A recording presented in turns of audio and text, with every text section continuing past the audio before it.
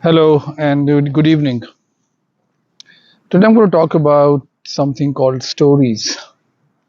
We often expect ourselves, our family members, our friends, our children to have a very good value system, to have qualities like sacrifice, honesty, hard work. But have you ever realized that how do these qualities actually come into a human being? And one of the things that we have very gradually forgotten that if you look back and see people who had these qualities, you may find it interesting that they had it because they heard stories about them. Today, there are no stories of good act. A good act story comes as a headline that some driver found jewelry in the car and has returned it. That's it.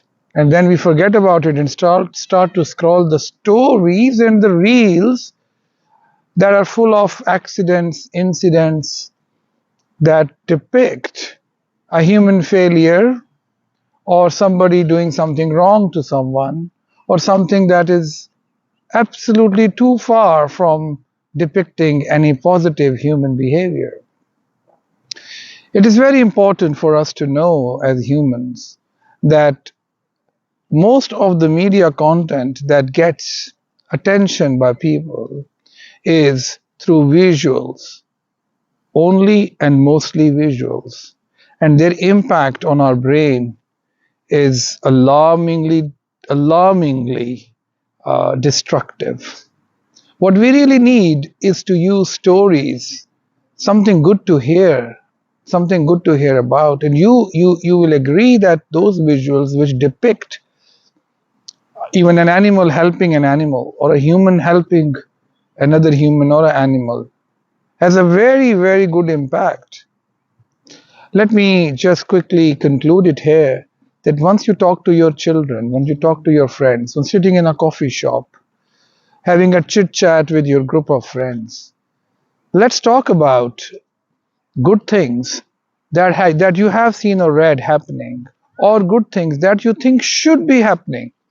The beauty about stories is that they don't have to be always real lifetime stories. They can be something out of fiction, something dramatically full of fiction but close to reality that you think can happen. Create stories, make stories, the stories of sacrifice, the stories of forgiveness, the stories of hard work, the stories of patience, the stories of patriotism, and the stories that you want your kids and your family members and humanity to have character that you would like to have in yourselves and in your loved ones. So let's think that what kind of stories can you create and talk about?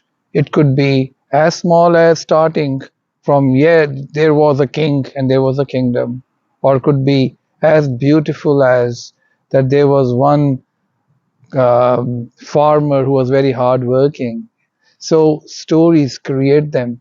You can also create stories of the modern world because children today may not like the farmers and the kings. Although in the world of psychology, the farmers and the kings will always remain relevant. Without going into that details, I would just say that create stories that you think can inspire you. If they inspire you, just create them and you may find a lot of good audience which will like it.